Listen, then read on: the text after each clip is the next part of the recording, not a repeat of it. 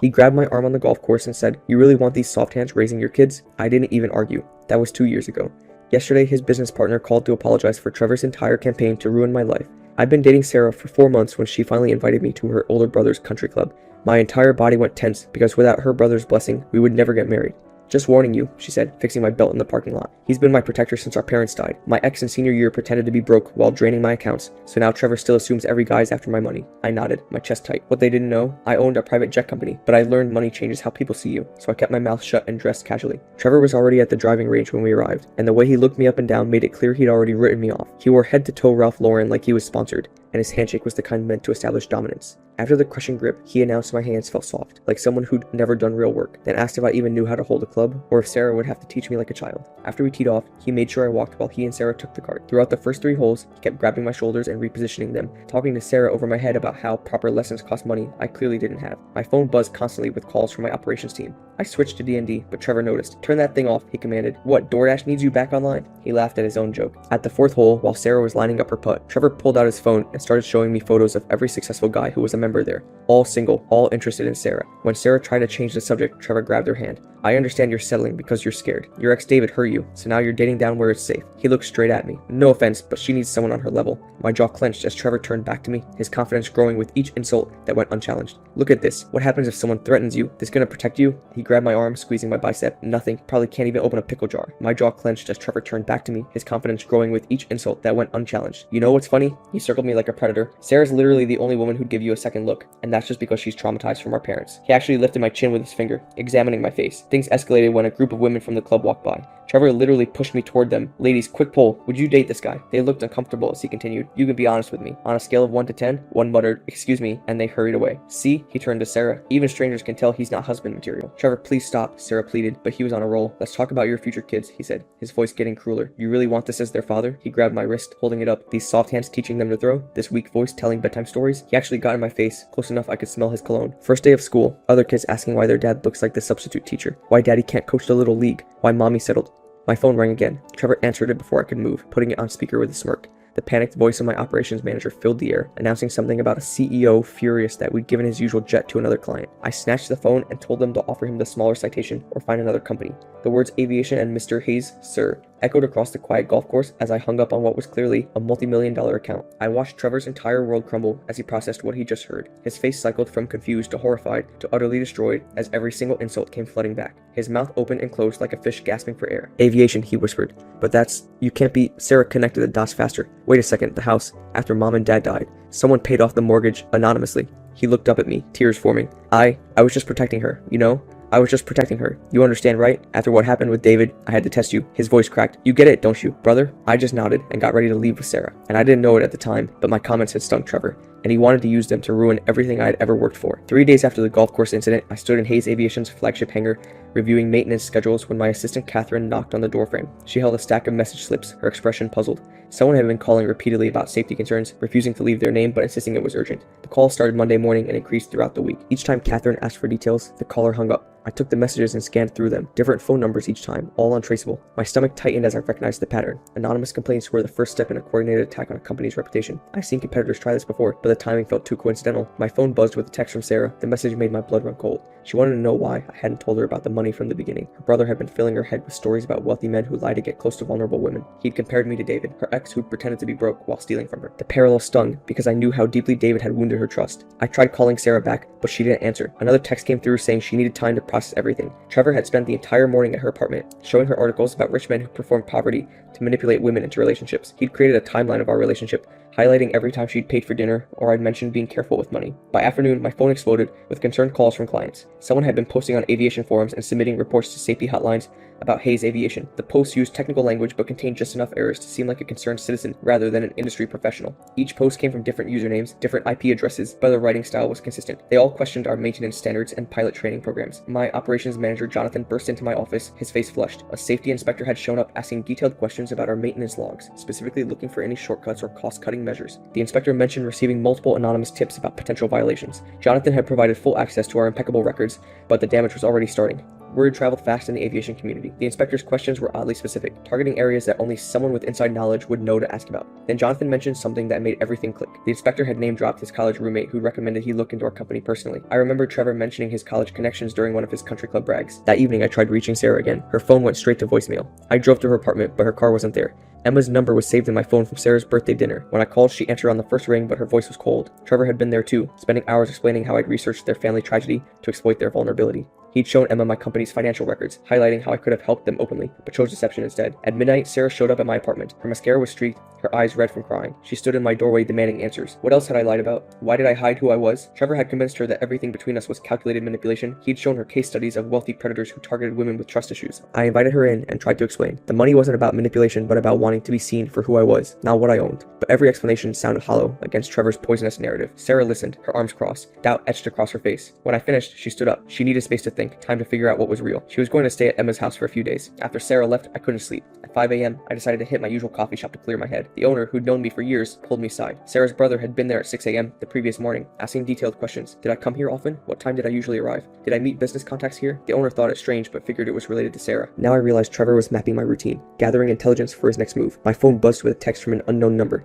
The attachment made my stomach drop. It was a photo from the driving range, my face clearly visible, with liar edited in bold red letters across it. The image was already being shared in local business groups, with captions questioning the integrity of Hayes Aviation's leadership. The posts linked my deception of Sarah to potential deception of clients. Throughout the week, my junior employees started mentioning new social media connections. Sarah's brother had been reaching out, striking up friendly conversations about company culture and leadership styles. His questions seemed innocent, but followed a pattern. How did I handle pressure? Did I ever push them to cut corners? Was I honest in my business dealings? The employees thought he was interested in aviation, not realizing they were being mined for ammunition. Sarah's best friend Emma called me directly. Her tone had shifted from cold to concerned. Trevor had spent another evening at her apartment, but his stories were starting to contradict themselves. He claimed I was dangerous, but couldn't explain how beyond hiding my wealth. When Emma pointed out that many people keep their finances private in new relationships, Trevor had grown agitated. He'd insisted this was different, that I'd performed poverty to trap Sarah. The security guard at the country club reached out through a mutual contact. He'd noticed something odd the day of our golf game. After we'd left, Trevor had spent over an hour in the parking lot, sitting in his car and making phone calls. The guard remembered because it was unusual for members to linger after their guests left. Looking back, Trevor had been planning his revenge from the moment he'd learned the truth. My vice president of operations scheduled an emergency meeting. We'd received 3 more calls about anonymous tips regarding our pilot training programs. The callers claimed to have inside information about pressure to rush pilots through certification. Each allegation was false but required formal documentation to refute. The pattern was clear. Trevor was escalating from personal attacks to professional warfare. Sarah's coworker reached out to her, concerned. Trevor had stopped by their office with lunch, claiming to be worried about his sister. Trevor's really going full detective mode here, showing up at coffee shops at 6 a.m., asking when his target usually gets his morning brew. Nothing says I'm totally normal, like stalking someone's caffeine schedule. Then the security guard catching him sitting in the parking lot for an hour, making phone calls after they left. That's not suspicious at all. Just a guy enjoying some quality time with his steering wheel. He'd spent an hour discussing his concerns about Sarah's relationship with someone who hid major life details. He'd framed it as protective brother behavior, but the coworker found it unsettling how prepared Trevor seemed, with printed articles and rehearsed talking points. During one of our few phone conversations, Sarah mentioned that Trevor kept referencing a timeline he'd created of our relationship. He'd documented every instance where she'd paid for something,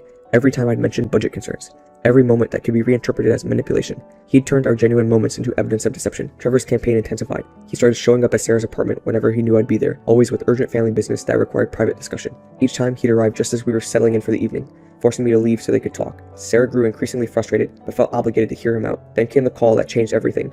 A major client phoned about reconsidering our contract. They'd received concerning information from a reliable source about company leadership integrity. The source had provided detailed allegations about financial deception and questioned whether someone who lied in personal relationships could be trusted with aircraft safety. The client gave us a chance to respond, but the doubt was planted. The country club president, one of Trevor's golf buddies, suddenly developed concerns about my guest privileges. Despite Hayes Aviation servicing his tournament charters for 3 years, he questioned whether someone of questionable character should have access to the club. The timing was too convenient to be coincidental. After the 3rd major client called with safety concerns, I made a decision. I contacted a corporate security firm that specialized in reputation threats and harassment documentation. They would monitor public records, social media, and communication patterns to build a clear picture of Trevor's campaign. The process would take weeks, but I needed professional documentation of the harassment patterns. The security firm began their work immediately. They found dozens of fake social media accounts created in the past week, all following aviation industry pages, and Hayes Aviation specifically. The accounts looked legitimate at first glance, but followed similar creation patterns. Each would establish credibility by commenting on general aviation topics before pivoting to subtle concerns about Hayes Aviation. Emma began pushing back against Trevor's narrative more forcefully. carefully. She noticed his stories didn't align. He claimed I was dangerous but could only cite hiding wealth as evidence. When she asked why that made me dangerous, he'd launch into circular arguments about trust and manipulation without addressing the actual question. She started documenting their conversations, sensing something deeper at play. A pattern emerged as the security firm analyzed Trevor's activities. He wasn't attacking randomly but targeting people Sarah trusted most. He'd spent hours building cases against me, using twisted half-truths and cherry-picked examples. With her colleagues, he focused on professional concerns. With her friends, he emphasized personal betrayal. Each audience received a customized attack designed to resonate with their specific relationship to Sarah. My head of maintenance, who'd worked with me for 10 years, warned me about strange inquiries. Trevor had been reaching out to employees, asking about pressure to cut costs or rush maintenance schedules. He posed as someone interested in the aviation industry, but his questions were too specific, too targeted. Employees who'd known me for years found my inquiries suspicious and started comparing notes. Sarah called me crying after another evening with Trevor. He'd spent hours telling her I'd probably researched her family's tragedy before we'd even met, planning how to exploit their vulnerability. He'd suggested I'd known about their parents' death and David's betrayal, using that knowledge to craft the perfect approach. The accusation was so painful because it twisted genuine connection into calculated manipulation. Emma pushed back against Trevor's narrative, pointing out the anonymous benefactor saved their family. She started asking uncomfortable questions about why Trevor was so determined to destroy someone who'd helped them during their darkest time. Her resistance marked the first crack in Trevor's carefully constructed campaign. Sarah's aunt called me unexpectedly. She'd been watching Trevor's behavior with growing concern. The woman had practically raised them after their parents died, and she recognized patterns in Trevor that worried her. She mentioned staying friends with Trevor's college girlfriend, who'd broken up with him due to his obsessive behavior and need for control. The aunt wondered if losing control over Sarah was triggering something similar.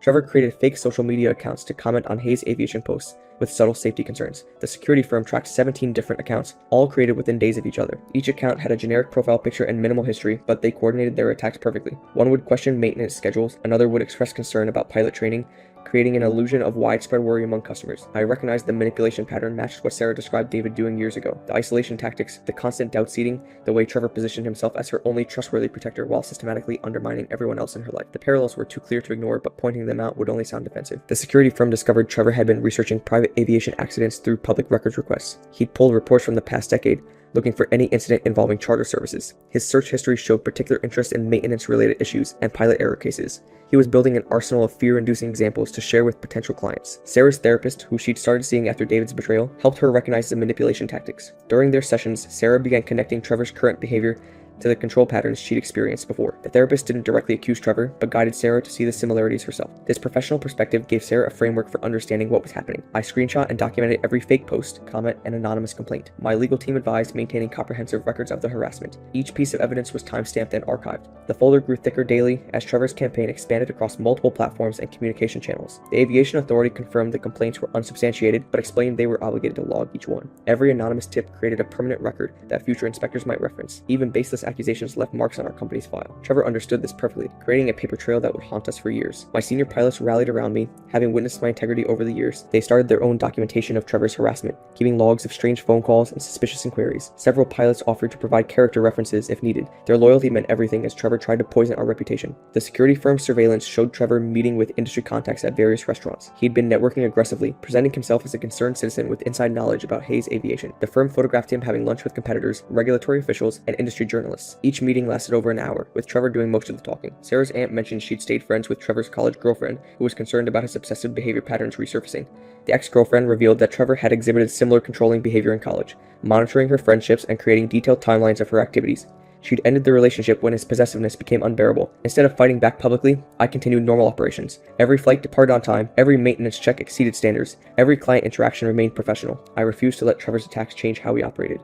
Excellence would speak louder than any defense I could mount. Sarah's lease renewal approached, and Trevor pressured her to move back home for safety. He'd prepared a room for her, even buying new furniture without asking. His arguments centered on protecting her from my supposed manipulation, while conveniently placing her back under his direct supervision. The pressure intensified daily as the renewal deadline approached. During an argument with Sarah, Trevor accidentally referenced exact phrases from their private conversations. Sarah realized he'd been documenting or possibly recording everything they discussed. This revelation shook her deeply. The brothers she trusted had been treating their relationship like a surveillance operation. At a family dinner, Trevor's mask slipped when Sarah defended me. His wife witnessed a vicious side she'd never seen before. Trevor's face contorted with rage as he accused Sarah of betraying their parents' memory. His wife sat frozen, watching her husband transform into someone she didn't recognize. The outburst lasted several minutes before Trevor regained control. Trevor offered Sarah $50,000 to leave me and start fresh somewhere else. He presented it as a gift of freedom, a chance to escape my influence. Sarah was horrified by the bribe, recognizing it as an attempt to buy control over her life. She refused immediately, but Trevor kept insisting the offer would remain open. His wife started questioning why Trevor spent more time destroying me than running his own business. She noticed him staying up late researching aviation regulations, making phone calls at odd hours, and neglecting important contracts. Their business partners had started complaining about his absence from crucial meetings, Timeline analysis revealed Trevor's business was failing before my anonymous loan saved them. The security firm uncovered financial records showing Trevor's company had been months from bankruptcy when the mysterious mortgage payment arrived. He'd hidden this from Sarah, maintaining a facade of success while desperately juggling creditors. Only Trevor's golf buddies and a few business contacts still believed his narrative. Most of Sarah's friends saw through his tactics, especially after Emma started sharing her observations. The tide was turning as more people recognized Trevor's obsessive behavior as unhealthy rather than protective. The security firm's surveillance showed Trevor entering our biggest competitor's headquarters 3 times in 1 week.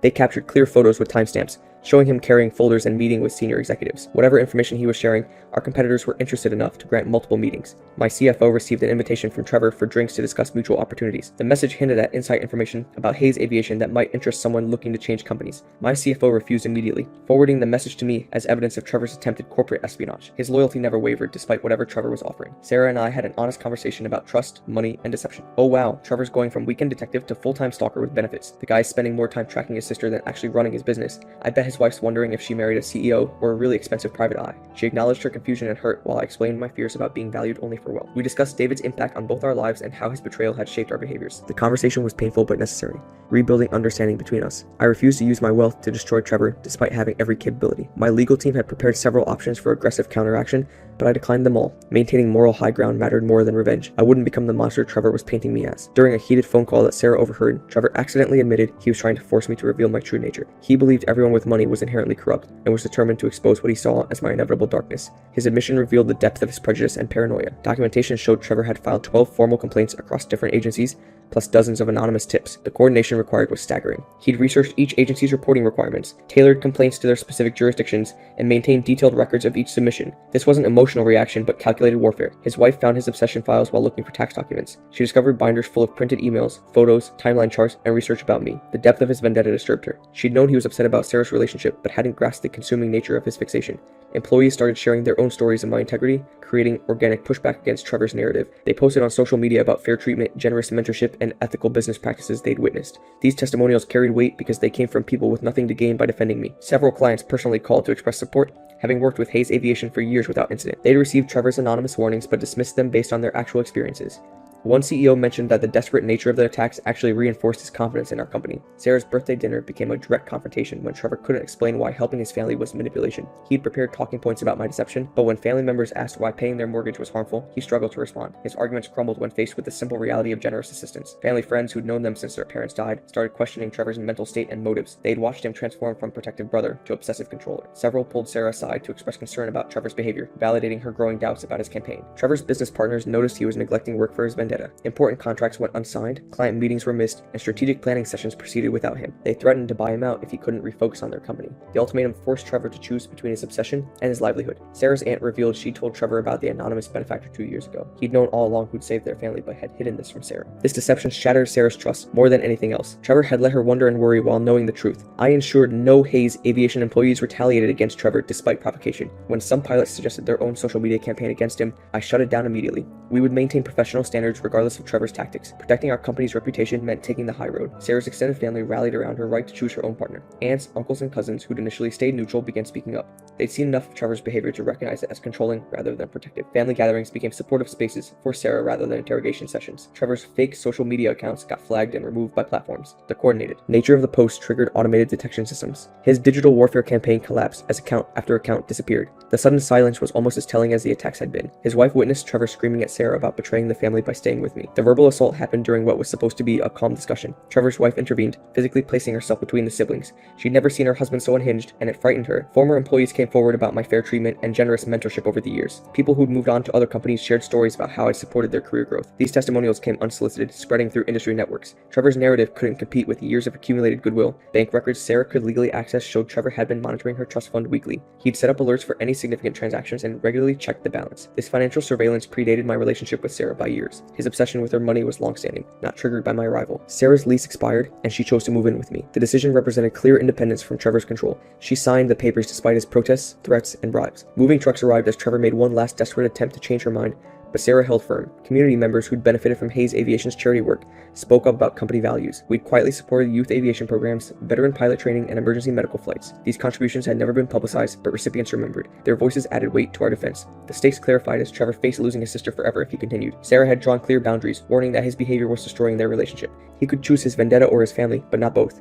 The ultimatum forced him to confront the cost of his obsession. I handled a genuine company crisis with transparency when an aircraft needed emergency maintenance. Rather than hide the issue, we immediately contacted affected clients, explained the situation, and arranged alternatives. Our handling of real problems proved Trevor's safety concerns were fabricated. Actual challenges were met with honesty, not the deception he'd predicted. Business associates distanced themselves from Trevor as his behavior became increasingly erratic. Former allies stopped returning his calls. Golf buddies made excuses to avoid him. His professional network crumbled as word spread about his harassment campaign. Social isolation reinforced his spiral. Truth prevailed as person after person refused to believe Trevor's increasingly desperate lies. His stories became more elaborate and less credible. Claims about my supposed crimes grew so outlandish that even sympathetic listeners recognized them as fantasies. The more he pushed, the less people believed. Sarah chose to move in with me, marking clear independence from Trevor's control. She arranged the move while Trevor was traveling for business, avoiding another confrontation. When he returned to find her gone, the reality of his failure hit hard. His protective mission had driven away the person he'd claimed to protect. Trevor crashed Emma's birthday dinner uninvited, trying to turn Sarah's friends against me. He arrived with prepared speeches about my deception, but the room turned cold when he entered. Emma asked him to leave immediately. When he refused, other guests formed a protective barrier around Sarah. His dramatic entrance became a humiliating exit.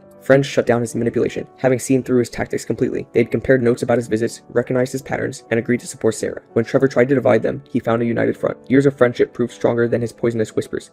Trevor's investors pulled out after learning he'd been neglecting business for personal vendetta. Due diligence revealed the extent of his distraction. Contracts had lapsed, opportunities were missed, and financial projections were fantasy. They withdrew funding, leaving Trevor's company in crisis. Sarah and I grew stronger through the ordeal. Her trust rebuilt slowly as she watched me handle crisis with grace. Every attack met with patience, every lie countered with truth. She saw who I really was under pressure, and it deepened our connection. Trevor's campaign had the opposite effect he'd intended. My competitors who'd met with Trevor testified to his attempted corporate espionage. When confronted by industry associations, they admitted Trevor had offered inside information about Hayes Aviation. They'd listened, but ultimately refused to act on his intelligence. Professional ethics prevailed over competitive advantage. Complete documentation of Trevor's harassment was presented to his wife and business partners. The security firm compiled everything into a comprehensive report. Fake social media accounts, recorded threats, timeline of attacks, attempted corporate espionage, everything laid out chronologically. The evidence was overwhelming and undeniable. Trevor's own actions proved I'd been truthful while he'd been deceptive. Every accusation he'd made reflected his own behavior. He'd lied about knowing the benefactor's identity. He'd manipulated Sarah's trust. He'd deceived family and friends. His campaign revealed more about his character than mine. His wife revealed she'd been documenting his obsessive behavior, considering intervention. She'd kept notes about late-night research sessions, recorded his increasingly angry rants, and photographed the obsession files. Her documentation provided inside perspective on Trevor's deterioration. She'd been preparing to protect herself and their children from his instability. The aviation community rallied around Hayes, sharing positive experiences spanning years. Industry forums filled with testimonials about our integrity. Competitors publicly stated they'd found no merit in anonymous complaints. Professional organizations reaffirmed our standing. Trevor had united the industry in our defense. I organized all documentation of Trevor's harassment into a clear timeline. The security firm's reports, false complaints, witness statements, everything compiled into one comprehensive file. The evidence painted an undeniable picture of systematic harassment driven by jealousy and financial desperation. Trevor's inner circle staged an intervention at his house. His wife, business partners, and closest friends gathered to confront him about his destructive obsession. They'd each witnessed different aspects of his behavior and compared notes. The meeting started calmly, but Trevor's defensiveness quickly escalated the tension. Cornered by evidence and testimony, Trevor made his most desperate move yet. He claimed to have proof about Sarah's parents' death that somehow implicated me. His voice shook as he promised documentation and that would expose everything. The room fell silent as everyone processed this shocking escalation. His proof turned out to be a fabricated maintenance record suggesting Hayes Aviation had existed when their parents died in a small plane crash. The forgery was clumsy, dates clearly altered, company letterhead obviously fake. Simple fact-checking revealed Hayes Aviation was founded 3 years after their parents' death. Oh, Trevor, buddy, I mean trying to fake maintenance records but getting the dates wrong by 3 whole years. His wife's been taking notes this whole time too, probably thinking I married this guy, while he's up at 2 a.m. making conspiracy boards like he's hunting Bigfoot. Trevor's desperation had driven him to create evidence that could be disproven with basic research. Sarah wavered when she first saw the forged document. The trauma of losing her parents resurfaced, making her momentarily vulnerable to Trevor's manipulation. Even knowing the dates made it impossible, the suggestion alone reopened old wounds. I watched her struggle between logic and emotion, while Trevor pressed his advantage. I made the decision to open Hayes Aviation's complete historical records. Corporate registration documents, founding papers, first employee contracts, everything that proved our company didn't exist when their parents died. The transparency was necessary to counter Trevor's poisonous suggestion before it spread through the family. The public records clearly showed Hayes Aviation was incorporated 3 years after the accident. Tax filings, business licenses, aviation authority registrations all confirmed the timeline. Trevor's lie collapsed under the weight of verifiable facts. His forgery attempt only highlighted his desperation and willingness to exploit family tragedy. Sarah's aunt called a family gathering at her house. Everyone needed to face the truth together. Extended family members arrived throughout the afternoon, sensing the gravity of the situation. The living room filled with cousins, aunts, uncles, all concerned about the family crisis Trevor had created. Trevor arrived last, still clutching his fabricated evidence. He launched into his prepared narrative about my supposed involvement in their parents' death. The room listened in uncomfortable silence as he wove conspiracy theories and circumstantial connections. His presentation grew more frantic as family members exchanged skeptical glances. I countered with the documented timeline of events, corporate records, dated photographs, employment histories that proved Hayes Aviation's founding date. Each piece of evidence was passed around the room, examined by family members who understood the the implications. Trevor's forgery looked even more pathetic compared to authentic documents. The truth about Trevor's financial situation emerged during the confrontation. His business had been failing for years before my anonymous mortgage payment. He'd hidden mounting debts while maintaining a successful facade. The family learned he'd been desperately trying to access Sarah's trust fund as collateral for new investors.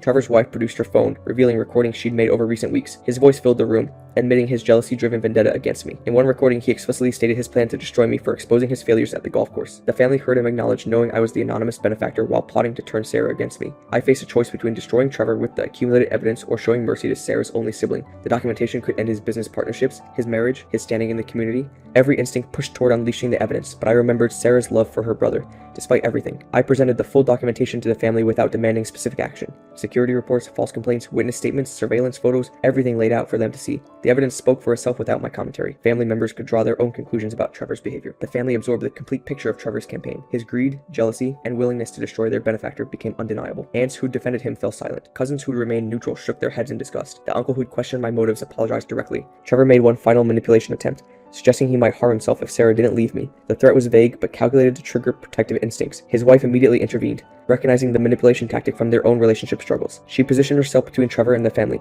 making it clear she wouldn't enable his behavior. The family refused to give in to Trevor's emotional blackmail. They'd seen enough manipulation to recognize this latest tactic. Sarah's aunt spoke for everyone, stating they would support Trevor getting help, but wouldn't enable his destructive behavior. The unified response left Trevor without leverage.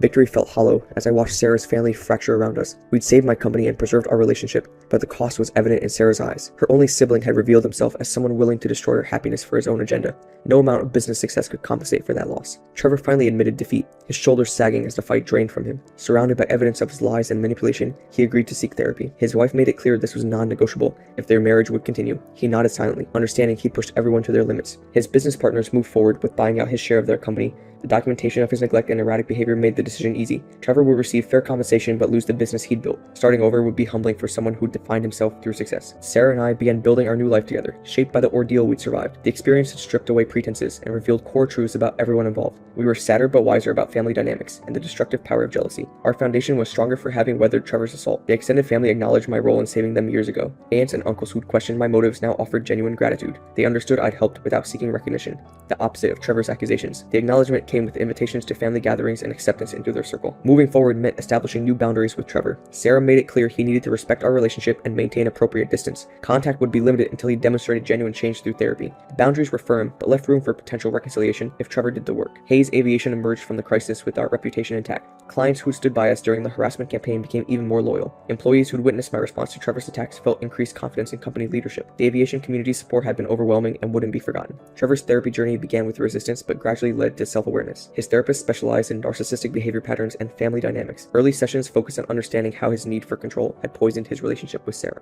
Progress was slow but measurable. Our wedding planning proceeded without Trevor's involvement. Sarah chose Emma as her maid of honor, surrounding herself with friends who'd supported her through the crisis. The guest list included family members who'd stood by us and business associates who'd rejected Trevor's lies. It would be smaller than originally envisioned, but filled with genuine supporters. Trevor sent a letter 6 months into his therapy, acknowledging his behavior without excuses. He admitted to jealousy over my success and fear of losing control over Sarah. The letter didn't ask for forgiveness, but expressed understanding of the damage he'd caused. Sarah read it several times before filing it away. Life settled into new patterns without Trevor's constant presence. Sarah flourished without his oppressive protection, making decisions based on her own judgment. Our relationship deepened through shared trust and mutual respect. The crisis had tested us and proven our commitment to each other. Trevor's former business struggled without him, but survived under his partner's leadership. They occasionally updated us on his progress, maintaining distant contact out of respect for shared history. He'd found work with a smaller firm, starting over without the status he'd once flaunted. The humbling experience seemed to be part of his growth process. A year after the confrontation, Sarah and I married in an intimate ceremony. The wedding was perfect in its simplicity, surrounded by people who'd proven their loyalty. Trevor sent a genuine apology letter, but respected our need for distance. He was rebuilding his life through therapy and hard work, no longer able to access his sister's trust fund or control her choices. Our marriage thrived on the foundation of trust built through adversity. Sarah's family relationships had forever changed, but became more honest. My company continued growing, strengthened by the loyalty shown during Trevor's attacks. The price of truth had been high, but we'd emerged with something unshakable. Trevor's campaign had failed to destroy what we built together, instead revealing the strength of genuine connections over manipulative control. Trevor went from tough guy to therapy patient writing apology letters. We love to see that. I love how he sent a letter to the wedding but stayed away. Like, hey, congrats on the marriage I tried to destroy. Here's a nice card. That's it for this video though. Hopefully this commentary wasn't too distracting and you guys didn't hate it. Thank you all for watching.